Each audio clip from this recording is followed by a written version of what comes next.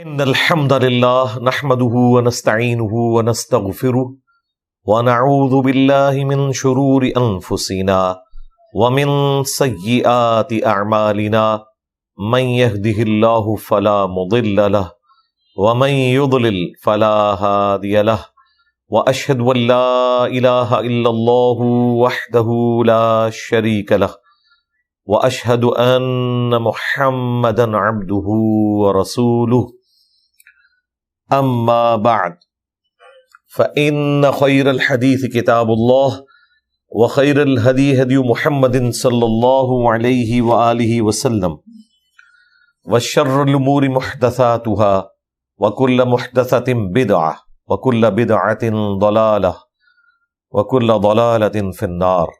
أعوذ بالله السميع العليم من الشيطان الرجيم من همزه ونفخه ونفثه. بسم الله الرحمن الرحيم. رب اشرح لي صدري ويسر لي أمري واحلل عقدة من لساني يفقهوا قولي. بسم الله الرحمن الرحيم. إن الله وملائكته يصلون على النبي يا أيها الذين آمنوا صلوا عليه وسلموا تسليما.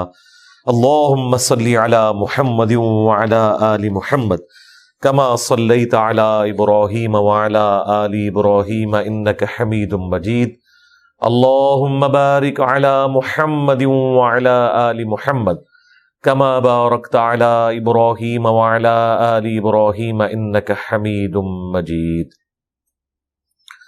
اللهم ربنا آتنا في الدنيا حسنة وفي الآخرة حسنة وقنا عذاب النار. ربنا آتنا من لدنك رحمة وهيئ لنا من أمرنا رشدا.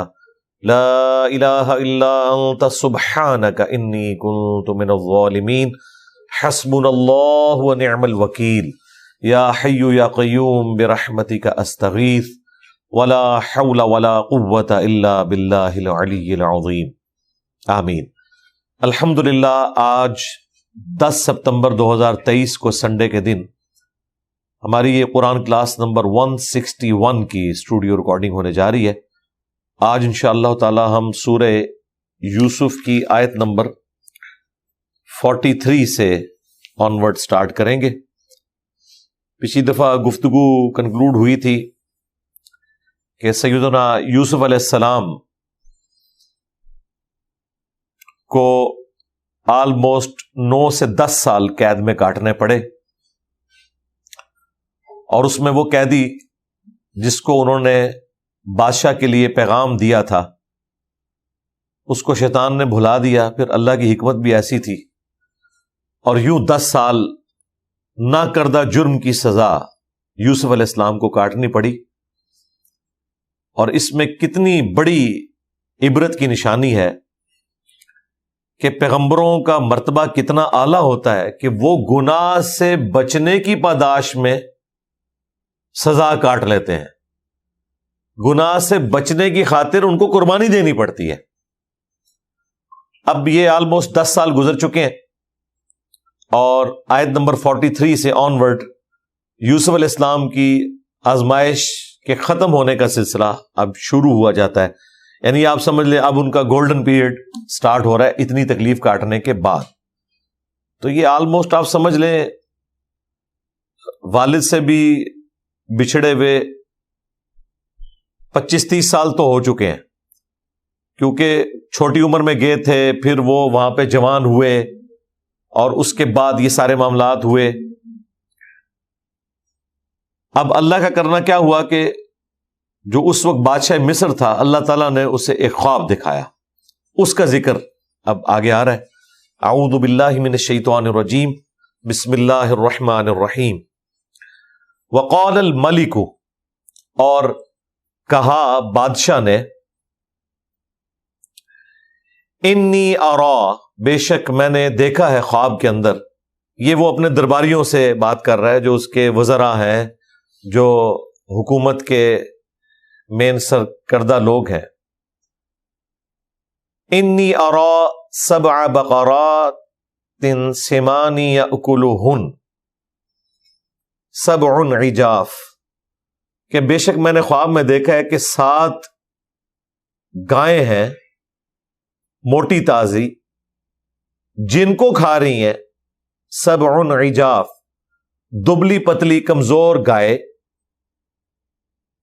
وہ کھا رہی ہیں موٹی گایوں کو۔ ویسے تو مطلب پریکٹیکلی تو یہ نہیں ہوتا، گائے جو ہے وہ سبزی خور ہے، گوشت خور نہیں ہے۔ تو خواب میں اس طرح کی جو تمثیل بیان کی جاتی ہے وہ اس لیے کہ تاکہ بات پہنچائی جا سکے، اور وہاں مصر کی ٹریڈیشن میں گائے کو سال سے تشبیہ دی جاتی تھی، ایئرز سے۔ اتنا ان کو پتا تھا کہ گائے جو ہے یہ ایکویلنٹ ہے سال کے، ایک سمبل کے طور پر، لیکن اس میں سے اب رزلٹ نکالنا وہ نہیں نکال سکے۔ ایک یہ چیز دیکھی، وَسَبْعَ سُنبُلَاتٍ، اور 7 میں نے دیکھی ہیں بالیاں گندم کی، خضر ہری بھری، وَأُخَرَ يَابِسَاتٍ، اور اس کے ساتھ دوسری دیکھی ہیں 7 خشک۔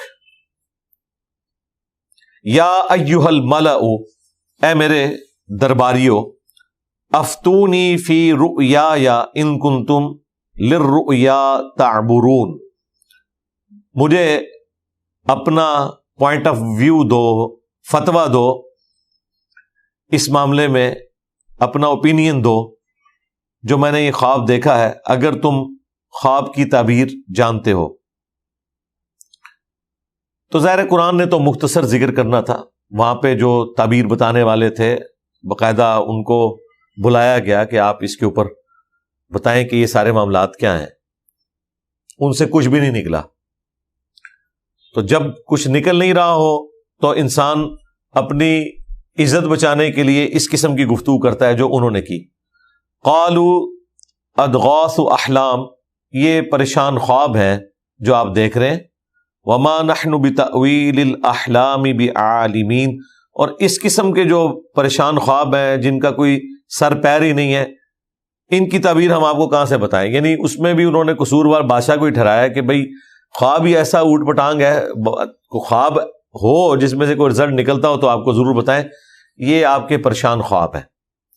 لیکن بادشاہ کو تو پتا تھا کہ یہ کوئی غیر معمولی خواب ہے، اور ویسے بھی زمین کے اوپر اللہ تعالیٰ کی طرف سے بادشاہ ہی نومینیٹ ہوتا ہے اپنی رعایا کو دیکھنے کے لیے۔ اس قسم کے خواب پبلک میں سے تو کسی کو نہیں آنے تھے، تو بادشاہ کے خواب تو ہلکے نہیں ہوتے، تو اس کی تسلی نہیں ہو رہی تھی۔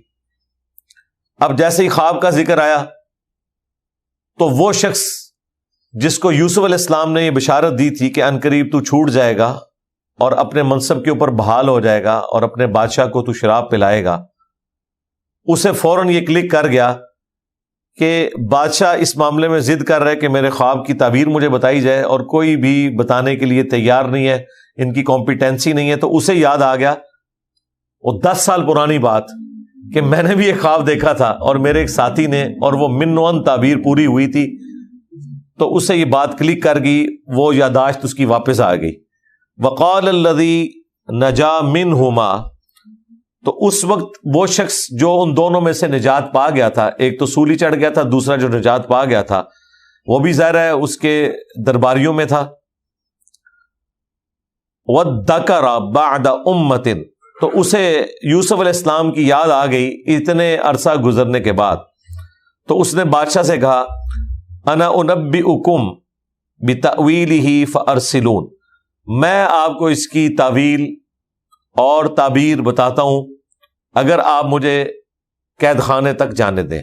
ظاہر بادشاہ کی اجازت کے بغیر تو قیدیوں سے نہیں ملا جا سکتا تھا، وہ تو ایک سمجھ لیں مجرم کی حیثیت سے انہوں نے ان کو قید کیا ہوا تھا، تو اسپیشل اس کے لیے آپ سمجھ لیں ان کو اجازت لینی پڑی۔ اب وہ گیا تو ظاہر ہے کہ اب بات کہاں سے سٹارٹ کرے۔ 10 سال کے بعد جس شخصیت نے آپ کو خوشخبری سنائی، آپ اسے 10 سال کے بعد ملنے جائیں تو اب کیا بہانہ کریں گے؟ تو اس نے جا کے سیدھی ان کی تعریف کرنی شروع کر دی۔ یوسف ایھا الصدیق، اے یوسف اے سچے یوسف.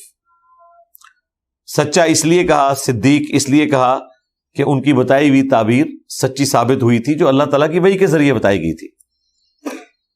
افتنا فی 7 بقرات سمان یأکلہن 7 عجاف. ہمیں آپ بتائیے، فتویٰ دیجئے. اچھا، یہ فتوے کا لفظ بھی عربی سے ہی آیا ہوا ہے نا.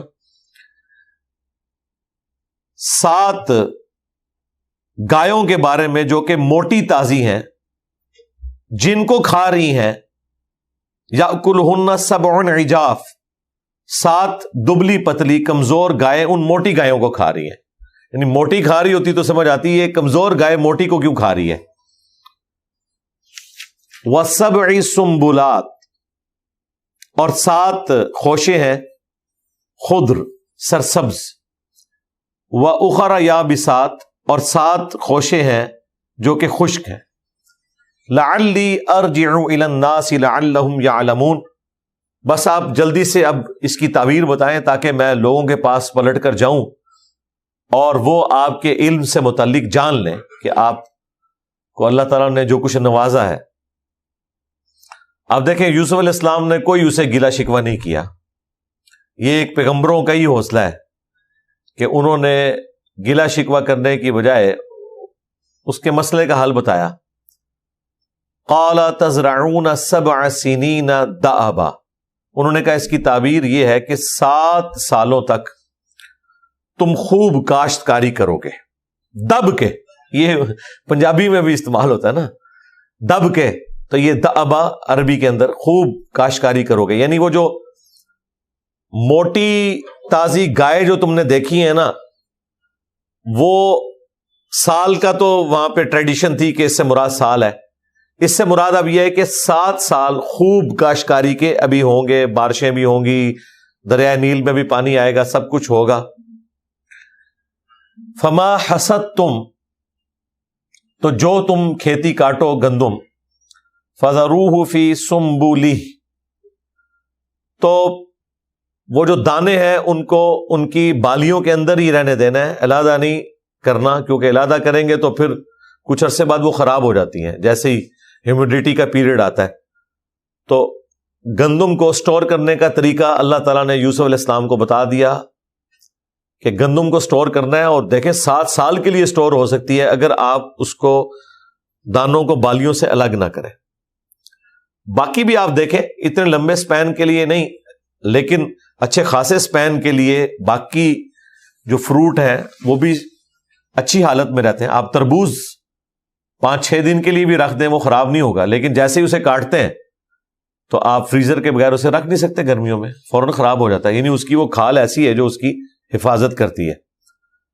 تو گندم کو اللہ تعالیٰ نے ایسا بنایا کہ سال ہر سال تک اگر وہ سٹوں سے دانے الگ نہ کیے جائیں تو وہ سٹور رہتے ہیں، وہ خراب نہیں ہوتے. تو یہ تم نے کرنا ہے کہ جو اگاؤ گے اس کو سٹور کرو گے. الا قلیلا مما تاکلون، ہاں سوائے اس کے جو تم تھوڑا بہت اس میں سے کھا لو گے.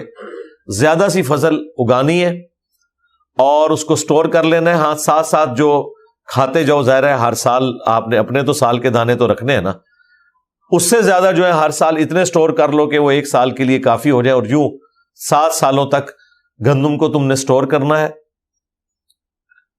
ثم یأتی من بعد ذلک 7 شداد، پھر اس کے بعد سخت سال آئیں گے، قحط سالی جن کے اندر ہوگی 7 سال. یأکلن ما قدمتم لہن، اور اس میں پھر تم کھاؤ گے جو تم نے وہ 7 سال ذخیرہ کیا ہوگا. یعنی وہ جو خشک سالی کے سال تھے وہ کمزور گائے تھی جو اس سے پہلے والے خوشحالی کے موٹے تازے جو سال تھے، موٹی تازی گائے، ان کو وہ کھا رہی تھی.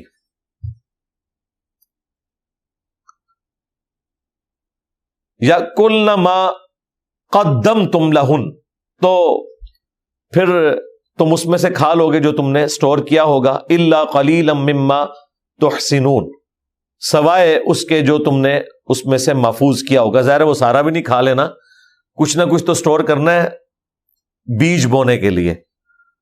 تو ایک دن آئے گا کہ یہ 7 سال بھی قحط سالی کے ختم ہو جائیں گے.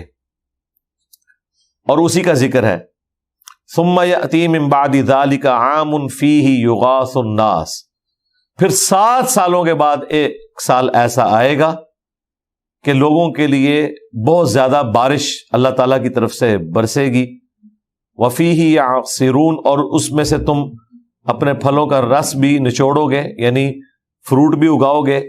7 سال تکلیف کے آئیں گے، تو یہ آپ سمجھ لیں آلموسٹ 14 سال والا معاملہ ہو گیا، یہ بھی ان کی زندگی میں ایڈ ہوئے ہیں۔ 7 سال تک تو معاملہ سیدھے رہے، اس کے اگلے 7 سالوں کے اندر کیا سالی ہوئی ہے، اور پھر یوسف علیہ السلام کے بھائی جو ہیں وہ ان کے پاس آئے ہیں، تو یہ 7 سال بھی آپ ایڈ کریں جدائی کے۔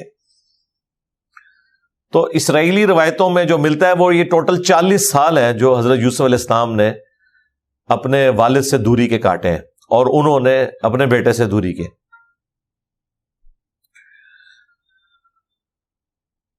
اب یہ جب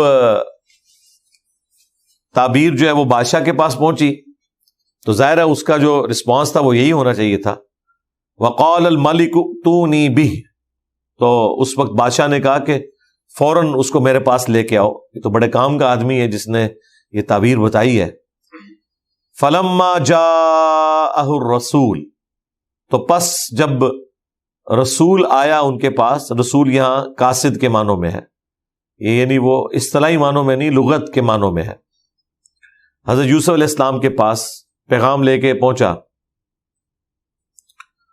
تو اب ہونا تو چاہیے تھا کہ یوسف علیہ السلام فوراً کہتے کہ ٹھیک ہے میری رہائی کا پروانہ آ گیا ہے تو میں نکلوں یہاں سے، لیکن یوسف علیہ السلام کی غیرت کس لیول کی تھی، انہوں نے کہا اس طرح نہیں، مجھے باعزت بری کیا جائے، جو میرے اوپر یہ جھوٹا الزام لگا کر میری زندگی کے 10 سال مجھ سے چھینے گئے۔ تو انہوں نے بادشاہ کے قاصد کو بھی واپس کر دیا کہ میں اس رہائی کے اوپر ایگری نہیں ہوں جب تک کہ مجھے کلیئر نہ کیا جائے ان عورتوں کے حوالے سے کہ جنہوں نے مجھے مجبور کیا برائی کے اوپر، برائی کا راستہ تو وہ اختیار کر رہی تھی اور جیل مجھے کاٹنی پڑی۔ اسی کے بارے میں وہ حدیث ہے صحیح بخاری اور مسلم کے اندر کہ نبی علیہ السلام نے فرمایا کہ اللہ تعالیٰ یوسف علیہ السلام کے اوپر رحم کرے، اگر میں ان کی جگہ ہوتا تو بادشاہ کے قاصد کی بات ایکسیپٹ کر لیتا۔ یہ نبی علیہ السلام نے اپنی ایک عاجزی کا اظہار کیا اور یوسف علیہ السلام کی تعریف کی کہ یوسف علیہ السلام اس قدر غیرت مند تھے کہ جو ان کا جائز حق تھا اس کو بھی لینے سے انکار کر دیا تا وقت کہ انہیں اس مقدمے میں کلیئر نہ کیا جائے۔ تو یہ بہت بڑے تعریفی کلمات ہیں نبی علیہ السلام کے یوسف علیہ السلام کے بارے میں۔ تو جب وہ قاصد آیا تو انہوں نے کہا کہ قال ارجع الی ربک، انہوں نے کہا واپس جاؤ اپنے رب کے پاس۔ یہ دیکھ لیں، یہ ربک کا ورڈ پھر آیا ہے بادشاہ کے لیے، یعنی رب کا لفظ بادشاہ کے لیے بھی استعمال ہو سکتا ہے عربی زبان کے اندر، یہ جائز ہے۔ فَاسْأَلْهُ مَا بَالُ النِّسْوَةِ اللَّاتِي قَطَّعْنَ أَيْدِيَهُنَّ، اور بادشاہ سے کہو کہ وہ پوچھے ان عورتوں سے کہ جنہوں نے اپنے ہاتھ کاٹ لیے تھے وہ واقعہ کیا تھا، اور اس کے اگینسٹ میرے ساتھ جو ظلم ہوا یہ سارے کا سارا مقدمہ کلیئر کیا جائے۔ ان ربی بکیدہن علیم، اور بے شک میرا پروردگار ان عورتوں کے مکر سے خوب واقف ہے۔ تو اب ظاہر بادشاہ نے بلوا لیا ان عورتوں کو۔ قال ما خطبکن اذ راوتن یوسف، تو بادشاہ نے کہا کہ تم عورتوں کا کیا معاملہ تھا جب تم نے یوسف علیہ السلام کو بلایا تھا، بہلانے کی ورگلانے کی کوشش کی تھی، عن نفسہ، اپنے نفس کی برائی کے لیے۔ قلنا حاشا للہ، انہوں نے کہا کہ اللہ کی قسم، ما علمنا علیہ من سوء، ہمارے علم میں کوئی برائی والی بات نہیں ہے یوسف علیہ السلام کے کیس میں کہ ان کے اندر کوئی برائی کا ارادہ ہو، مراد یہ کہ یہ ساری غلطی ہماری تھی، ہم نے اس میں کوئی برائی والی بات نہیں دیکھی۔ اصل جو بیچ میں کلپرٹ تھی جو مین آپ سمجھ لیں کرتی دھرتی تھی، وہ عزیز مصر کی بیوی تھی جو بادشاہ کا سب سے بڑا وزیر تھا، اس کی بیوی. قالت امرأۃ العزیز، تو کہا عزیز مصر کی عورت نے، اس کا نام جو ہے وہ تورات کے اندر زلیخا آیا، قرآن میں اس کا نام رپورٹ نہیں ہوا. اور پھر اسرائیلی روایتوں میں یہ بھی مشہور ہو گیا کہ بعد میں اللہ تعالیٰ نے اس کو جوان کر دیا اور یوسف علیہ السلام کی شادی بھی ہوگی، اور وہی انہوں نے اس فلم میں بھی فلمایا ہوا ہے. یہ بالکل جعلی بات ہے، اس کی کوئی اصل نہیں ہے. یہ بہت بڑا واقعہ تھا، بہت بڑا معجزہ تھا، وہ تو قرآن میں رپورٹ ہونا چاہیے تھا. اگر باقی معجزات رپورٹ ہوئے ہیں کہ اللہ تعالیٰ نے انہیں معجزانہ طور پر اس عورت کی برائی سے بچا لیا، تو یہ تو اس سے بڑی بات تھی کہ اس عورت کو اس قسم کا سکینڈل چلا کے اللہ تعالیٰ نے یہ انعام دیا توبہ کرنے کے سبب. تو ایسی کوئی بات رپورٹ نہیں ہوئی ہے، یہ کہانی ہے. تو عزیز مصر کی عورت نے وہاں پہ کہا الآن، اب چونکہ یہ معاملہ اس وقت حس الحق، حق آشکار ہو چکا ہے، ظاہر ہے باقی عورتوں نے بھی کہہ دیا، تو یہ اکیلی تو کوئی پوائنٹ آف ویو اڈاپٹ ہی نہیں کر سکتی تھی، ورنہ انہوں نے اسے جھوٹا کہنا تھا. اس نے جب دیکھا کہ واقعی اب معاملہ چونکہ میری برائی کا کھل چکا ہے، تو میں بھی اب آشکار کر دیتی ہوں اس معاملے میں. انا راودتہ عن نفسی، یہ میں ہی تھی جس نے اسے بہلانے پھسلانے کی کوشش کی تھی اپنے مطلب کی خاطر. وَإِنَّهُ لَمِنَ الصَّادِقِينَ، اور بے شک وہ تو ضرور سچوں میں ہے. یعنی یوسف علیہ السلام اپنے مقدمے میں سچے ہیں، میں ہی جھوٹی تھی، اور سزا یوسف علیہ السلام کو کاٹنی پڑی. اب یوسف علیہ السلام کی عاجزی دیکھیں، یہ سب کچھ ہونے کے بعد بھی انہوں نے کوئی نعرے نہیں لگائے، کوئی اپنی شرافت کا اس طریقے سے اعلان بلند آواز سے نہیں کیا، بلکہ جب کامیابی انہیں ملی تو انہوں نے اپنی عاجزی کا اظہار کیا اپنے رب کے سامنے، کیونکہ وہ گاڈ اورینٹڈ تھے، اللہ کو پہچانتے تھے کہ یہ سب کچھ فضل اور کرم اور رحمت یہ اللہ کی طرف سے مجھ پہ ہوئی ہے. تو انہوں نے عاجزی کا اظہار کیا، انہوں نے عاجزی کا اظہار کیا، اور اللہ تعالیٰ نے اسے دیکھیں بغیر کسی ورڈنگ کے جو یوسف علیہ السلام کی طرف منسوب ہو بائی نیم ڈائریکٹلی بیان کیا ہے. ورنہ یہاں تو الفاظ ہونے چاہیے تھے قال یوسف، یوسف نے آگے سے یہ کہا. یہاں اللہ تعالیٰ نے یوسف علیہ السلام کو بھی اسکپ کر دیا اور ڈائریکٹ اپنی طرف سے یوسف علیہ السلام کا کلام نقل کیا. یوسف علیہ السلام کی عزت افزائی ہوئی ہے. ذالک لیعلم انی لم اخنہ بالغیب، یوسف علیہ السلام نے کہا یہ میں نے اس لیے سارے کا سارا معاملہ کیا کہ ان عورتوں کا مقدمہ ابھی کلیئر کیا بادشاہ کے دربار میں، تاکہ جان لے وہ کون جو عزیز مصر تھا جس نے میری پرورش کی، اس نے میرے اوپر اتنا احسان کیا کہ میں نے اس کی غیر موجودگی میں اس کے ساتھ خیانت نہیں کی، اس کی بیوی کے ساتھ کوئی ایسا معاملہ میں نے نہیں کیا. وَأَنَّ اللَّهَ لَا يَهْدِي كَيْدَ الْخَائِنِينَ، اور یقیناً اللہ تعالیٰ خیانت کرنے والوں کو کبھی بھی کامیاب نہیں ہونے دیتا، انہیں کبھی بھی ہدایت نہیں دیتا. کمال کے الفاظ ہیں یوسف علیہ السلام کے، ابھی آگے چل رہے ہیں کہ خیانت چاہے مخلوق کے ساتھ بھی ہو، اللہ تعالیٰ انسان سے ہدایت چھین لیتا ہے. صرف اللہ تعالیٰ کے ساتھ آپ نے کمٹمنٹ شو نہیں کرنی، بلکہ آپ جس شعبے میں ہیں آپ نے اپنی کمٹمنٹ شو کرنی ہے. بخاری اور مسلم دونوں میں حدیث ہے، تم میں سے ہر شخص نگہبان ہے اور اس سے اس کی رعیت کے بارے میں پوچھا جائے گا. پھر نبی علیہ السلام نے فرمایا کہ ایک حکمران اپنی رعایا کے اوپر نگہبان ہے، اس سے پوچھا جائے گا. ایک خاوند اپنی بیوی اور بچوں کے اوپر نگہبان ہے، ان کے بارے میں اس خاوند سے پوچھا جائے گا. اور ایک بیوی اپنے خاوند کے مال اور اولاد کے اوپر نگہبان ہے، اس معاملے میں اس خاوند کی بیوی سے بھی پوچھا جائے گا. یہاں پر پارہ نمبر 12 مکمل ہوا، اور پارہ نمبر 13 کا آغاز ہی یوسف علیہ السلام کے ان مشہور زمانہ جملوں سے ہو رہا ہے جو میرا خیال ہے ہر انسان کو دقت نظر سے ان کے اوپر غور کرنا چاہیے کہ اگر پیغمبر اپنے بارے میں یہ بات کر رہا ہے تو باقی تو شاہی کوئی نہیں، سیدھی سی بات ہے. وما ابرئ نفسی، اور میں اپنے نفس کو بری نہیں سمجھتا، یعنی میرا یہ دعویٰ نہیں ہے کہ میں بہت پاک باز ہوں، حالانکہ پاک باز تھے، کوئی گناہ نہیں کیا ہوا تھا، لیکن وہ بیسیکلی اپنے نفس کے اوپر جو ان کا کنٹرول تھا اللہ تعالیٰ کے خوف کی وجہ سے، اس کی رحمت کی وجہ سے، وہ گاڈ اورینٹڈ اپنے معاملے کو کر رہے تھے.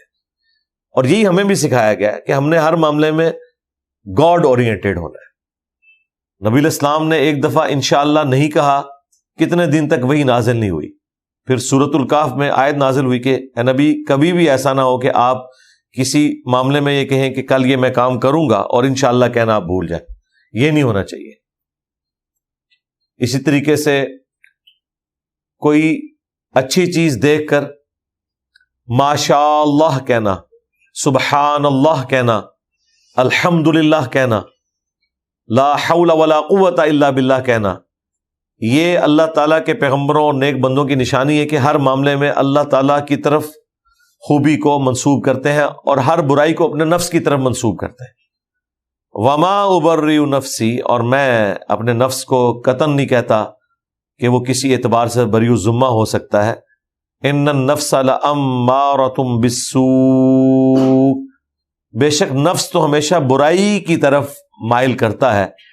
الا ما رحم ربی، بے شک سوائے اس کے کہ جس پر میرا رب رحم فرمائے، اس کے سوا کوئی رحم فرمانے والا نہیں ہے. جب تک وہ رحم نہ فرمائے کوئی بھی اپنے نفس کی برائی سے بچ نہیں سکتا. ان ربی غفور الرحیم، بے شک میرا رب بخشنے والا اور رحم فرمانے والا ہے.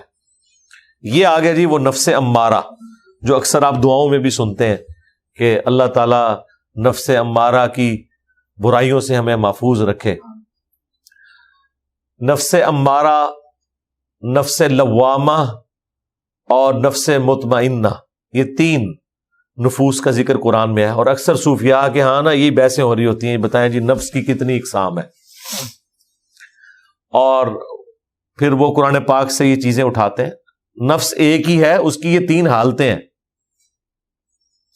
نفس مطمئنہ وہ ہے جس نے پوری زندگی اللہ اور اس کے پیغمبر کی اطاعت اختیار کی اور ایک اچھی زندگی گزاری، تو موت کے وقت اس کے لیے پھر آرڈر آ جائے گا، یا ایتھا النفس المطمئنہ ارجعی الی ربک راضیۃ مرضیہ، اے مطمئن جان، وہ مطمئن نفس ہوتا ہے، پلٹ اپنے رب کی طرف اس حال میں کہ تیرا رب تجھ سے راضی، تو اپنے رب سے راضی، آ میرے نیک بندوں میں داخل ہو اور میری جنت میں آ جا.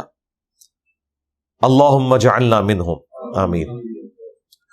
اور دوسری ایکسٹریم کے اوپر وہ ہے نفس لوامہ، جو سورۃ القیامہ میں بھی اللہ تعالیٰ نے ذکر کیا کہ قیامت والے دن وہ اپنے آپ کو ملامت کر رہا ہوگا کہ میں نے دنیا کے اندر کیوں نہیں وقت کے پیغمبر کی دعوت کو قبول کیا. تو وہ ملامت کی وجہ سے نفس لوامہ، اللہم لا تجعلنا منہم، اللہ تعالیٰ ہمیں ان میں سے نہ کرے.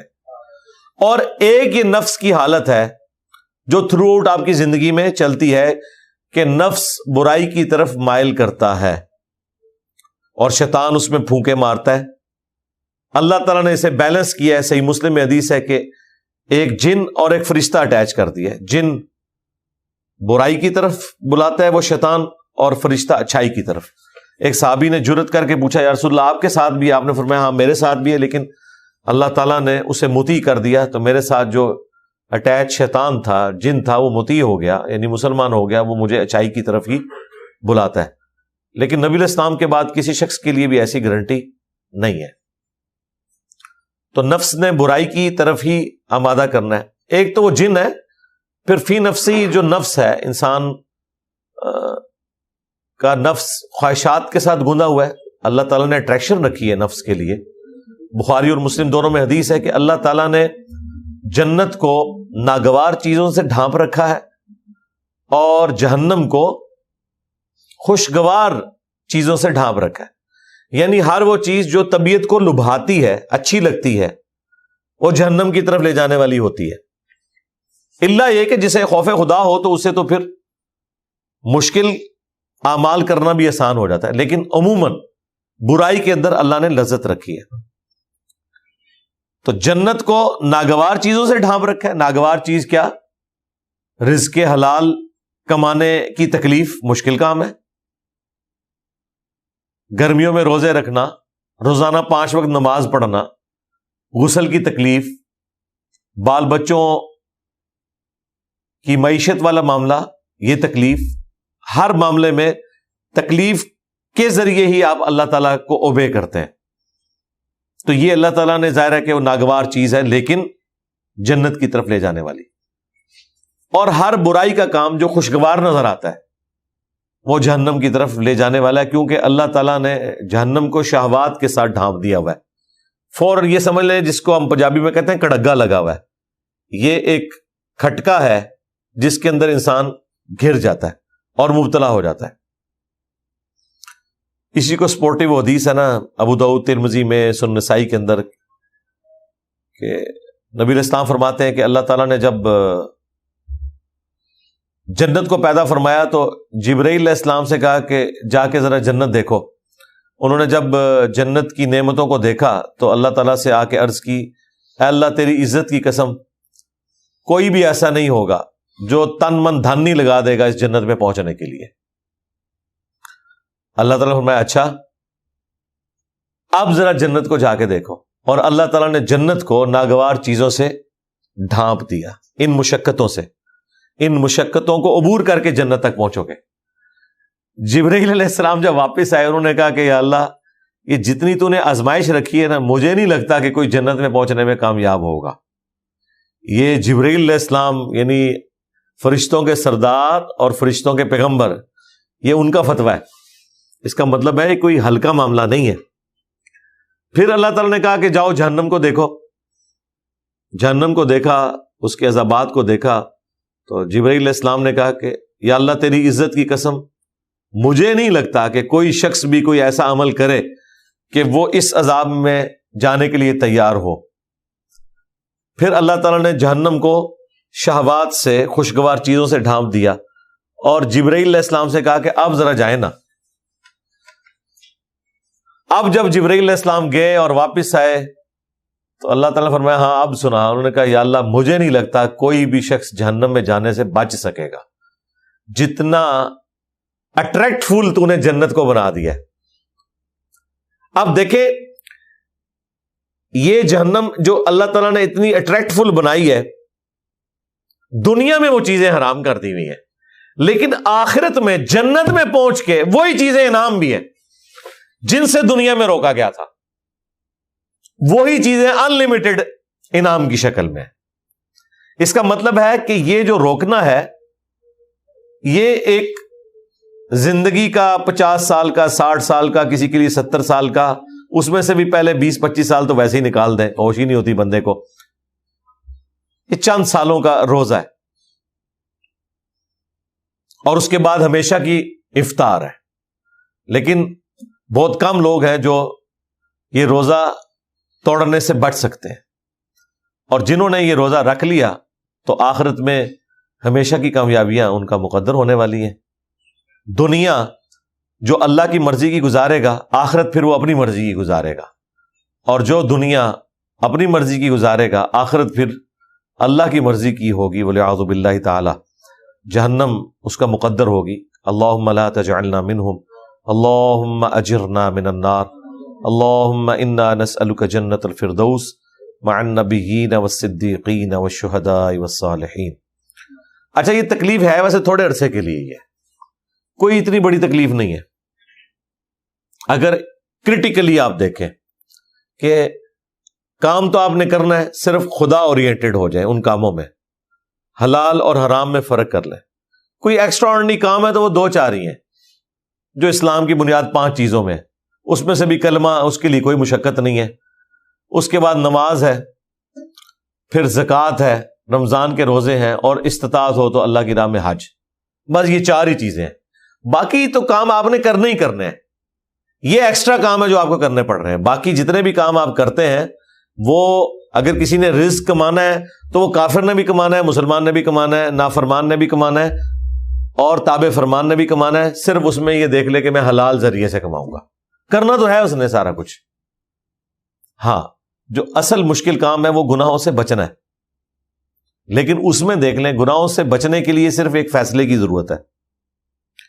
نیکی کرنے کے لیے فیصلے کی ضرورت نہیں, صرف ایفرٹ پٹ کرنی پڑتی ہے. خالی فیصلہ کرنے سے تو کوئی فجر کے وقت اٹھ نہیں سکتا جب تک وہ اٹھے گا نہیں. لیکن گناہ سے بچنے کے لیے صرف فیصلے کی ضرورت ہے کہ نہیں کرنا. کوئی ایفرٹ نہیں پٹ کرنی پڑتی کہ جی آپ کو صبح اٹھ کے یہ کرنا پڑے تو پھر آپ گناہوں سے بچیں گے. بس ایک فرم سا فیصلہ چاہیے کہ میں نے یہ نہیں کرنا, اور پیچھے ہٹ جائیں اس سے. نیکی کو کرنے کے لیے ایفرٹ پٹ کرنی پڑتی ہے.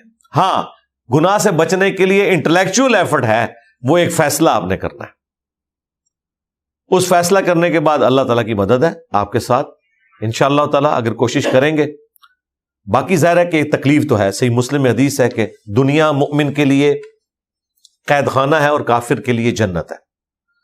تو ظاہر ہے کہ جنت اسی لیے ہے کہ اس کے لیے کوئی پابندی نہیں, اپنی مرضی کی زندگی گزار سکتا ہے. تو جب اللہ نے خود مانا ہوا ہے کہ یہ قید خانہ ہے, تو قید خانے میں تو پھر آپ کو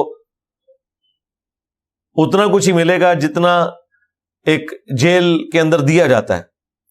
جب رہائی ہوگی تو پھر انشاءاللہ تعالی ہمیشہ کی نعمتیں مقدر ہوں گی, اور ایسی نعمتیں ہوں گی کہ یہ قید خانہ انسان بھول جائے گا. صحیح مسلم میں حدیث ہے کہ قیامت والے دن اللہ تعالیٰ ایک مفلس شخص کو بلائے گا اور فرشتوں سے کہے گا کہ ذرا اسے جنت کا ایک پھیرا لگواؤ نا. وہ شخص جس نے دنیا بڑی مشکل میں کاٹی ہوگی, غربت کے اندر حلال اور حرام کی تمیز کر کے, ڈر ڈر کے, جنت کا ایک پھیرا جب لگے گا نا تو اللہ تعالیٰ اس سے پوچھے گا بھئی دنیا میں کوئی تکلیف تو نے دیکھی؟ وہ کہے گا اللہ تیری عزت کی قسم میں نے دنیا میں کوئی تکلیف نہیں دیکھی. وہ ایک پھیرا سب کچھ کافور کر دے گا. اور دنیا میں بھی ایسا ہوتا ہے, جو لوگ محنت کرتے ہیں ان کی اگر کالج میں یونیورسٹی میں پوزیشن آ جاتی ہے یا اچھی جاب مل جاتی ہے تو انہیں وہ پھر اپنی وہ تکلیف یاد نہیں رہتی ہے جو انہوں نے تکلیف اٹھائی ہوتی ہے تعلیم کے دوران. پھر اللہ تعالیٰ ایک خوشحال شخص کو بلائے گا جس نے دنیا میں بڑی عیاشی کی تھی, اور فرشتوں سے کہے گا ذرا ایک پھیرا لگواؤ نا, ایک سٹارٹر کے طور پہ پھیرا اس کو لگواؤ جہنم کا, جنت کا نہیں جہنم کا. جب وہ جہنم کا پھیرا لگا کے آئے گا دوزخ کا, اللہ تعالیٰ کہے گا بھائی کوئی دنیا میں کوئی خوشحالی تو نے دیکھی؟ وہ کہے گا تیری عزت کی قسم میں نے دنیا میں کوئی خوشحالی نہیں دیکھی. وہ جو خوشحالی اس نے دیکھی بھی تھی وہ بھی اس کو بھول جائے گی اس غم کے سبب کہ اچھا یہ میرا انجام ہونے والا تھا. تو یہ بڑا ایک کریٹیکل ایشو ہے. اس حوالے سے یوسف علیہ السلام کے یہ الفاظ کہ بے شک نفس تو برائی کی طرف آمادہ کرتا ہے سوائے اس کے کہ جس پہ میرا رب رحم کرے, اور بے شک میرا رب بخشنے والا مہربان ہے. تو ہمیں اللہ تعالیٰ سے دعا کرتے رہنا چاہیے. جو میں نے پچھلی دفعہ بھی عرض کیا تھا, المستدرک للحاکم میں صحیح سند سے یہ حدیث موجود ہے. سیدہ فاطمہ سلام اللہ علیہا سے نبی صلی اللہ علیہ وآلہ وسلم نے فرمایا کہ اے میری بیٹی مجھ سے لے لے یہ تحفہ, اور آپ نے خود یہ تحفہ دیا کہ صبح و شام ایک ایک دفعہ پڑھ لیا کر, یا حی یا قیوم برحمتک استغیث اصلح لی شأنی کلہ ولا تکلنی الی نفسی طرفۃ عین. اے خود سے زندہ, ہر چیز کو تھامنے والے, ہر چیز کو قائم رکھنے والے, اصلح لی شأنی کلہ, میرے تمام جو معاملات ہیں کام ہیں ان کی اصلاح فرما دے. ولا تکلنی الی نفسی طرفۃ عین, اور مجھے پلک جھپکنے کے برابر بھی میرے نفس کے سپرد نہ کرنا, تو نے ہی مجھے سنبھالنا ہے. اور یہی دوسرے انداز میں لا حول ولا قوت الا باللہ, جو بخاری مسلم میں آیا کہ یہ جنت کے خزانوں میں سے ایک خزانہ ہے کہ نہیں ہے طاقت نیکیاں کرنے کی اور نہ ہمت ہے گناہوں سے بچنے کی مگر اس کی توفیق سے.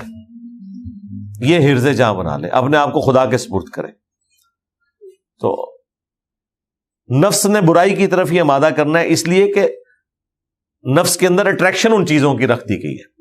البتہ اسے اوور کم کرنا ہے آپ نے, تو اس کے لیے وحی کی تعلیمات ہیں, اور اندر سے جو اچھائی کی آواز آتی ہے اور اندر گواہی دیتا ہے کہ یہ کام غلط ہے مجھے نہیں کرنا, وہ فرشتہ ہے جو آپ کو تھپکی دے رہا ہوتا ہے. اللہ تعالیٰ نے فَأَلْهَمَهَا فُجُورَهَا وَتَقْوَاهَا, برائی کا مادہ بھی ودیت کر دی ہے اور اچھائی کا بھی, یعنی برائی کی طرف اٹریکشن والا معاملہ اور برائی کرنے کی طاقت بھی دے دی ہوئی ہے, لیکن ساتھ ہی اچھائی کے حوالے سے بھی انسان کی انسٹنکٹ میں ڈال دیا ہے، وہ اچھائی اسے بتاتی ہے کہ یہ برائی کا کام ہے، تم نے اس سے بچنا ہے، لیکن ظاہر ہے کہ بچے گا وہی جو کوشش کرے گا۔ اللہ تعالیٰ نے اپنے پیغمبروں کے ذریعے، کتابوں کے ذریعے حق کا حق ہونا اور باطل کا باطل ہونا بتا دیا ہے۔ اب ظاہر ہے کہ جب یہ سارے کا سارا معاملہ کھل گیا اور یوسف علیہ السلام آزاد ہو کے بادشاہ کے پاس آ گئے ہیں، تو اس کا ذکر اب ہونے جا رہا ہے۔ وقال الملک ائتونی بہ، تو بادشاہ نے کہا کہ لے آؤ ان کو، یوسف علیہ السلام کو میرے پاس، استخلصہ لنفسی، میں انہیں اپنے خاص ذات کے لیے چن لوں گا، یعنی میں ایک خاص وزیر انہیں بنا لوں گا، اپنا ایک مشیر بنا لوں گا۔ فلما کلمہ، پس جب انہوں نے ان سے گفتگو کی، اس بادشاہ نے یوسف علیہ السلام کے ساتھ، قال انک الیوم لدینا مکین امین، تو وہ بڑا یعنی مطمئن ہوا۔ ظاہر ہے کہ ابھی تک تو غائبانہ تعارف تھا، یوسف علیہ السلام کے ساتھ جب ڈسکشن ہوئی تو انہیں اندازہ ہوا کہ یہ تو بہت انٹلیکچوئل آدمی ہے، ذہین آدمی ہے، اور یہ ہماری حکومت کے دوام کے لیے ایک بہترین انسان ہے۔ تو اس نے آگے سے کہا کہ آج کے دن سے آپ ہمارے ہاں محترم ہیں، قابل اعتماد، امانت دار انسان ہے، ہمارے یعنی اس دربار کے اہم ترین بندے ہیں۔ اور ظاہر ہے کہ وہ پھر اسی دوران عزیز مصر فوت ہو گیا تھا، اور یوسف علیہ السلام کو وہ والی پوسٹ مل گئی، عزیز مصر والی، یعنی بادشاہ کا جو سب سے بڑا وزیر تھا، سیکنڈ ٹو کنگ۔ اب جب یوسف علیہ السلام سے اس نے کہا کہ میں آپ کو اسپیشل مرتبہ دوں گا اپنے دربار کے اندر، میں آپ کو اپنے لیے خاص کر لیتا ہوں، تو یوسف علیہ السلام نے پھر موقع غنیمت جانتے ہوئے یہ بات کی۔ قال اجعلنی علی خزائن الارض، انہوں نے کہا کہ مجھے آپ جو زمین کے خزانے ہیں، یعنی اس زمانے میں تو ظاہر ہے یہ گندمی خزانہ ہوا کرتی تھی، آج بھی ہے، یہ تو ٹیکنالوجی کی وجہ سے تھوڑا پیراڈائم شفٹ ہوا ہے، لیکن آج بھی اگر ٹیکنالوجی ختم ہو جائے تو دنیا میں خزانے تو انہی کے پاس ہیں جن کی زمین اگاتی ہے، جہاں پہ بھیڑ بکریاں، گائے بھینس زندہ رہ سکتی ہیں، وہی علاقے بچیں گے، باقی تو نہیں بچ سکتے۔ تو اس زمانے میں مال مویشی، آج بھی ہمارے پنجاب میں مال بولا جاتا ہے ان جانوروں کے لیے، یہ مال ہے، کھیتی باڑی، یہ جتنے خزانے ہیں حکومت کے، ان کے اوپر مجھے آپ مقرر کر دیں۔ انی حفیظ علیم، بے شک میں حفاظت کرنے والا بھی ہوں اور ان معاملات میں میں علم رکھنے والا ہوں، ماہر ہوں ان سارے کاموں کا۔ ظاہر اللہ تعالیٰ نے آپ کو غیبی طور پہ، سب سے بڑی بات تو ہے کہ یہ ایک سائنٹیفک فنامنا یوسف علیہ السلام کے ذریعے اللہ تعالیٰ نے ریویل کیا ہے، ورنہ مصر جو اتنی سویلائزڈ لوگ تھے انہیں تو اس چیز کا آئیڈیا نہیں تھا کہ اتنے سالوں کے لیے گندم کو سٹور کیا جا سکتا ہے اس طریقے سے۔ تو پھر انہوں نے اس سارے معاملے کو اپنے ہاتھ میں لے لیا۔ پھر انہوں نے اس فلم کے اندر جو فلمایا ہے اس میں تو پھر یہ ایک ظاہر پورا پراپر ایک سلسلہ تھا، انہوں نے باقاعدہ گودام بنوائے اور پھر پوری مصر کی سلطنت کو ایجوکیٹ کیا کہ آپ نے یہ جو اب 7 سال ہیں ان میں خوب بارشیں ہوں گی، خوب فصلیں اگانی ہیں، اور وہ فصلیں پہلے سے زیادہ ہو رہی تھی، اور ان کو اس طریقے سے سٹور کر کے رکھنا ہے اور دانوں کو الگ نہیں کرنا ورنہ ضائع ہو جائے گی۔ یہ نہ ہو کہ دانے نکالو اور کہیں کہ ہم بیچیں گے، یہ کام نہیں کرنا، سٹوں میں رہنے دینا ہے، اور پھر اس طریقے سے یہ سارے معاملات چلیں گے 7 سال تک، خوشحالی کے سال، اور پھر 7 سال آگے جو ہے وہ آئیں گے قحط سالی کے۔ تو اس کے لیے پورا ایک پلان کرنا تھا، وہ سارے کے سارے معاملات انہوں نے پھر باقاعدہ اس ایران والوں نے فلم میں، اس ڈرامے سیریل کے اندر پورے فلمائی ایک ایک چیز، اور واقعی ظاہر ہے اتنا آسان کام تو نہیں ہوا ہوگا، 7 سال یہ سارے کے ساری پلاننگ اور سارے معاملات، یعنی آپ سمجھ لیں وہاں کے وزیر خزانہ بھی بن گئے اور معیشت کے وزیر بھی بن گئے، عزیز مصر بھی بن گئے یوسف علیہ السلام۔ اب اللہ تعالیٰ فرماتا ہے وَكَذَلِكَ مَكَّنَّا لِيُوسُفَ فِي الْأَرْضِ، اور یوں ہم نے یوسف علیہ السلام کو زمین میں اقتدار دے دیا. ظاہر ہے کہ بادشاہ کے بعد سیکنڈ پوسٹ ہے تو سارا کچھ اختیار اس کے پاس آ جانا تھا. یتبوأ منہا حیث یشاء، وہ جہاں چاہے وہ رہ سکتے تھے زمین میں. نصیب برحمتنا من نشاء، اور ہم اپنی رحمت سے عطا فرماتے ہیں جسے چاہتے ہیں. ولا نضیع اجر المحسنین، اور ہم نیکوکاروں کا اجر کبھی بھی ضائع نہیں ہونے دیتے. لیکن سرکار یہ اس اجر تک پہنچنے کے لیے اتنی مشقت بھی ان کو کاٹنی پڑی ہے، اتنی تکلیف بھی. اپنے باپ کی جدائی اور پھر 10 سال کی قید اور یہ تکلیف جو الزامات کے، اس کے بعد اللہ تعالیٰ نے کہا کہ ہم نے وہ اجر ضائع نہیں کیا. وَلَأَجْرُ الْآخِرَةِ خَيْرٌ لِّلَّذِينَ آمَنُوا، اور جو آخرت کا اجر ہے وہ تو سب سے بہتر ہے ان لوگوں کے لیے جو ایمان لانے والے ہیں. وَكَانُوا يَتَّقُونَ، اور اپنے رب سے ڈرنے والے ہیں، تقوی کی روش اختیار کرنے والے ہیں. اب یہ بڑی کانٹے کی بات ہے اس اعتبار سے کہ دنیا میں جتنا بھی انعام مل جائے اس انعام کے کم ہونے کے لیے یہی کافی ہے کہ وہ ہمیشہ کے لیے نہیں ہے. اس کے بعد یوسف علیہ السلام کتنے عرصہ زندہ رہے ہوں گے؟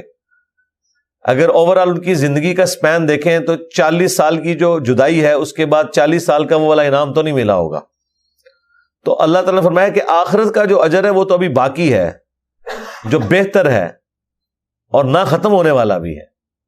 اس میں ہمارے لیے بھی تسلی ہے کہ دنیا میں اگر کسی کو نیکوکاری کا بدلہ نہ ملے، یہ نہ ہو کہ ہر شخص یہ کہے کہ میں نے جیل کاٹی ہے تو اب مجھے بھی کوئی پرائم منسٹر کا عہدہ مل جائے یا میں بھی کوئی کونسلر یا وزیر اعلیٰ بن جاؤں. تو نہیں، اللہ تعالیٰ نے فرمایا کہ آخرت کا اجر جو ہے وہ تو اصل اجر وہ ہے جو باقی ہے، وہ یوسف علیہ السلام کو بھی ملنا ہے، آپ کو بھی ملنا ہے ایفرٹ پٹ کرنے سے. اب ظاہر ہے کہ پوری اس سرزمین میں قحط پھیل چکا ہے، شام تک یہ قحط والا معاملہ ہے.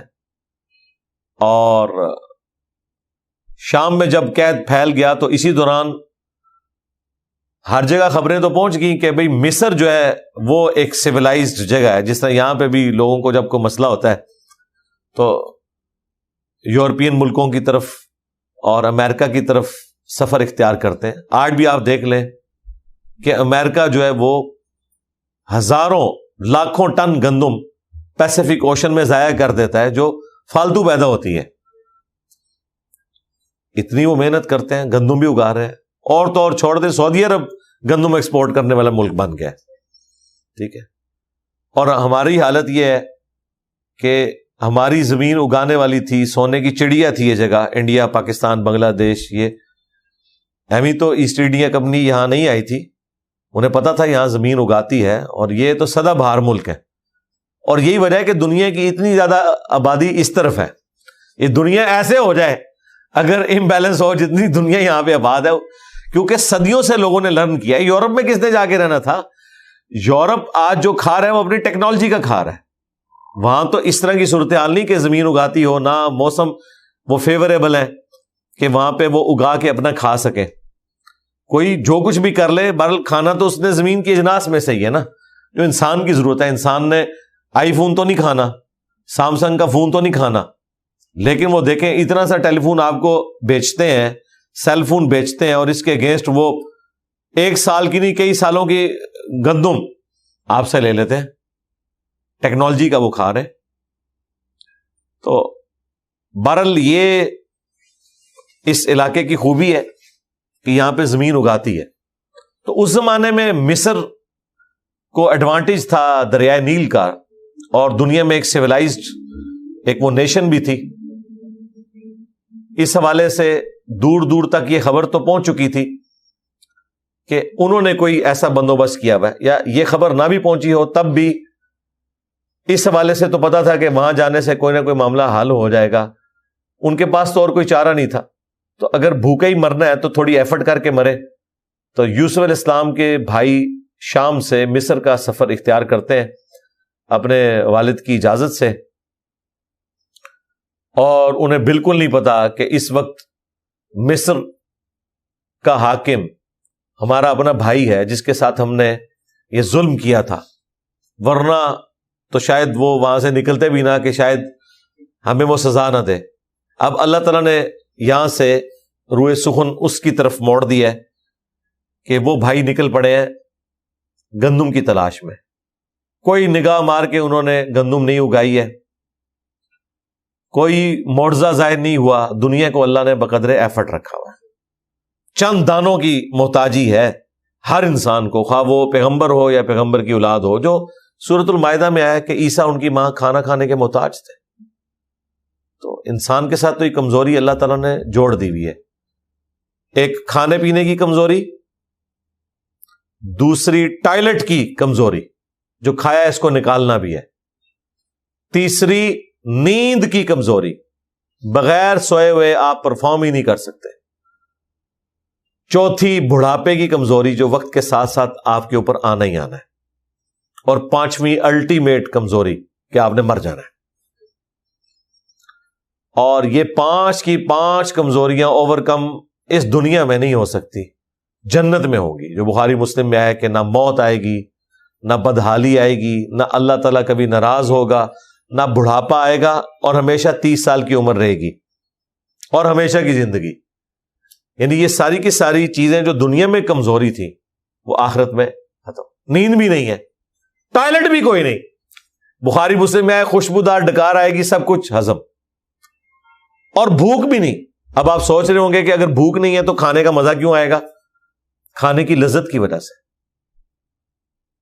اللہ تعالیٰ نے کھانے میں لذت رکھی ہوگی, وہاں پہ انسان لذت کی وجہ سے کھا رہا ہوگا, کیونکہ بھوک بھی ایک کمزوری ہے.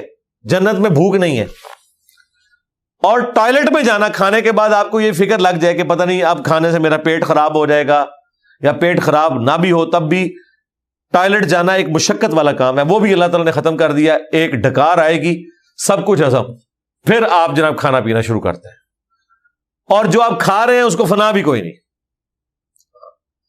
جیسے ہی آپ انگوروں کا گوشہ توڑیں گے دوبارہ سے اتنا ہی اگائے گا, اور توڑنے کی بھی ضرورت نہیں. جو خواہش کریں گے وہ آپ کے سامنے آ جائے گی,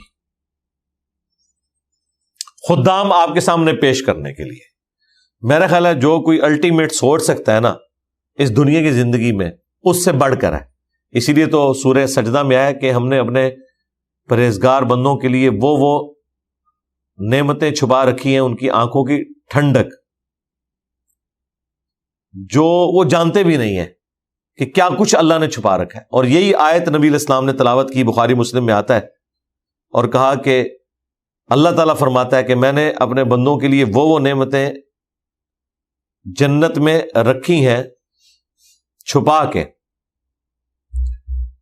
کہ جن نعمتوں کا گمان بھی کسی کے دل پہ نہیں گزرا, کسی آنکھ نے وہ نعمت دیکھی بھی نہیں, کسی کان نے سنی بھی نہیں, کسی دل پر اس کا کھٹکا بھی نہیں گزرا, کوئی امیجن بھی نہیں اس کو کر سکتا. یہ تو صرف مثال کے لیے ہوتا ہے نا, فروٹ, حوریں اور یہ سارے معاملات, یہ صرف سمجھانے کی حد تک ہے.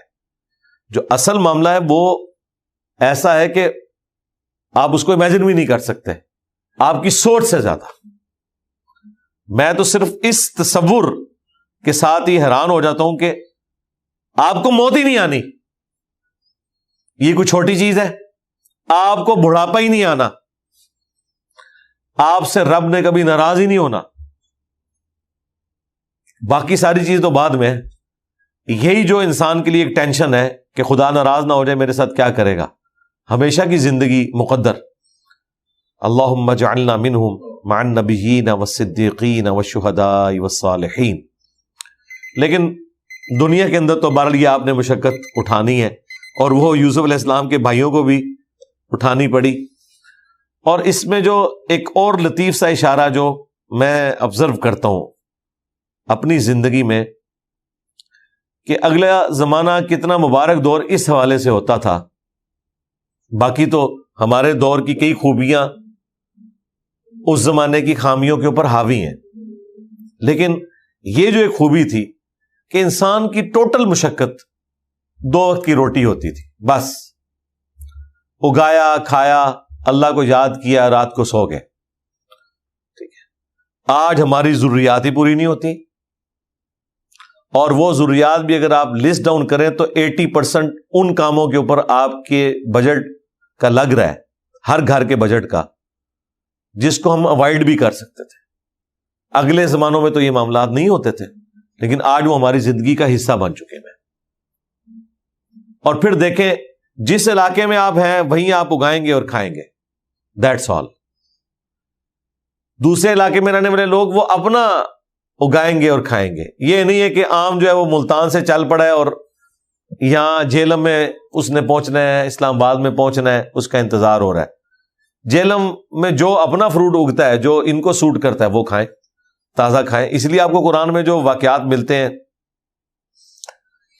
باغات سے متعلق، کھیتیوں سے متعلق، وہ اس لیے کہ یہی انسان کی ٹوٹل زندگی ہوا کرتی تھی۔ یہ تو چند سو سال کی گیم ہے جس میں یہ سارے کا سارا معاملہ تل پٹ ہوا ہے، ادروائز پوری انسانی ہسٹری وہ تو اسی طریقے سے سادگی سے ہی گزری ہے، 2 وقت کی روٹی کے لیے۔ اب تو ضروریات اتنی زیادہ ہیں کہ روٹی تو اس میں سے ایک بہت چھوٹا فیکٹر رہ گیا۔ آپ کیلکولیشن کریں کہ آپ جو کھاتے پیتے ہیں نا، اگر آپ اس کی ویلیو نکالیں تو آپ کو حیرانگی ہوگی کہ شاید 20% بھی مشکل سے بنے، 80% اور معاملات کے اندر۔ مطلب آج کے دور کے اندر بجلی کا بل کتنی بڑی ایک تکلیف دہ چیز ہے، گیس کا بل، مکانوں کے کرائے، انٹرنیٹ کا خرچہ، نئے نئے موبائل فونوں کی لت پڑی ہوئی لوگوں کو، پھر سواریاں، اتنی مہنگی سواریاں، یہ ساری کی ساری چیزیں اگر آپ دیکھیں تو ہمارے بجٹ کا میجورٹی حصہ ان کاموں میں جا رہا ہے کہ جو آج سے چند سو سال پہلے تصور ہی، بلکہ آج سے 100-150 سال پہلے بھی آپ چلے جائیں تو ان میں سے بہت کم چیزیں ہیں جو ہمارے یوز کے اندر ہوتی تھی۔ بس روٹی کے گرد ہی ساری زندگی گھومتی تھی۔ تو یہاں پہ یوسف علیہ السلام کے بھائیوں کے اس آنے سے بھی آپ کو اندازہ ہوگا کہ ان کی ٹوٹل زندگی اسی کے اوپر ڈیپینڈنٹ تھی، ٹوٹل کائنات یہی تھی ان کی۔ انشاءاللہ تعالی اگلی دفعہ آیت نمبر 58 سے نیکسٹ رکوع بھی سٹارٹ ہوگا، اور یوسف علیہ السلام کے بھائیوں کا یوسف علیہ السلام کے پاس آنا انشاءاللہ تعالی یہ بھی ڈسکس ہوگا۔ اللہ تعالیٰ سے دعا ہے جو حق بات میں نے کہی اللہ تعالیٰ ہمارے دلوں میں راسخ فرمائے، اگر جذبات میں میرے منہ سے کوئی غلط بات نکل گئی تو اللہ تعالیٰ ہمارے دلوں سے دھو ڈالے، ہمیں معاف بھی فرما دے، کتاب و سنت کی تعلیمات پر عمل کر کے دوسرے بھائیوں تک پہنچانے کی توفیق عطا فرمائے۔ سبحانک اللہم و بحمدک، اشہد ان لا الہ الا انت، استغفرک و اتوب الیک، وما علینا الا البلاغ المبین۔ جزاکم اللہ خیرا۔